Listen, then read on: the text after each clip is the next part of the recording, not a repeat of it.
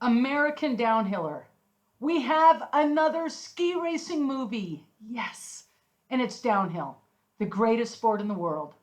Let's take a look at this movie, where they get it so right, and also where they get it so wrong.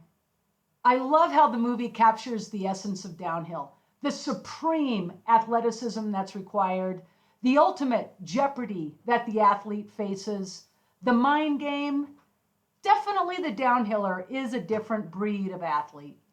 I know all this because I raced downhill myself. 6 of my 7 years on the US ski team, I raced downhill. I had 6 top 10 finishes, 3 of which were top 5. The bond of those American downhillers is so cool to see, and it's so important. When they're traveling in Europe, alpine ski racing is the national sport. It is absolutely everything. Those guys feel like second-class citizens. They're not getting the best training. They're staying in second-tier hotels. As a female athlete, I just call that a Tuesday. So here's where the American downhiller gets it wrong. Irresponsibly wrong. If you didn't know ski racing, you wouldn't have any idea that women race downhill. You'd think it's just a men's sport. And you certainly wouldn't have any idea that the greatest American downhillers are women. Let's take a look.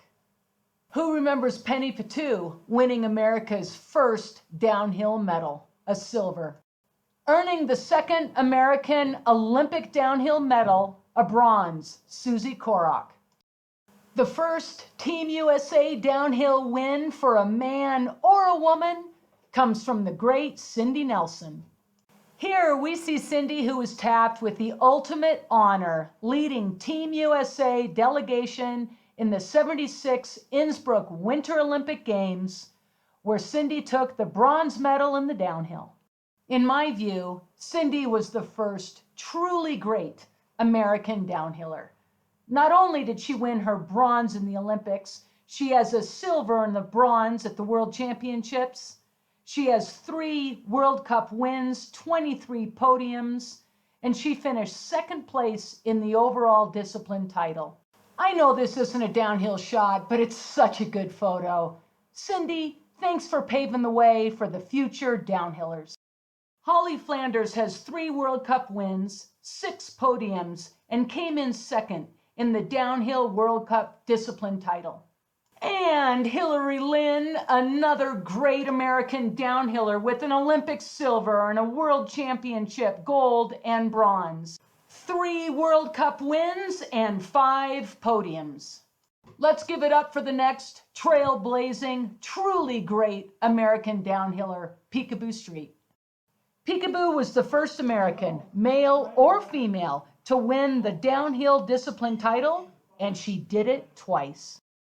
She has a World Championship gold, Olympic silver, 9 World Cup wins, and 17 downhill podiums.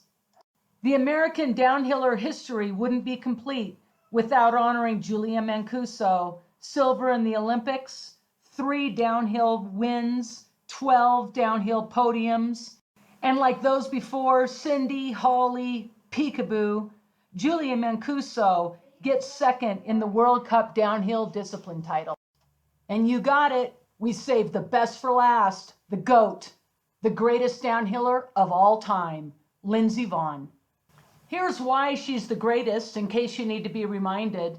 The World Cup downhill discipline title, she won 8 times, with an Olympic gold medal, a World Championship gold, silver, and 2 bronze. She's got 43 downhill wins, 66 downhill podiums, and let's not forget, she won the overall title 4 times. So you've heard the term, if you can see it, you can be it. The guys in American Downhiller talked about it a lot. They saw athletes before them winning, and those young men thought, that's who I want to be when I grow up. I want to be a downhiller. The problem is this movie, American Downhiller, claims that name for the boys and for the men.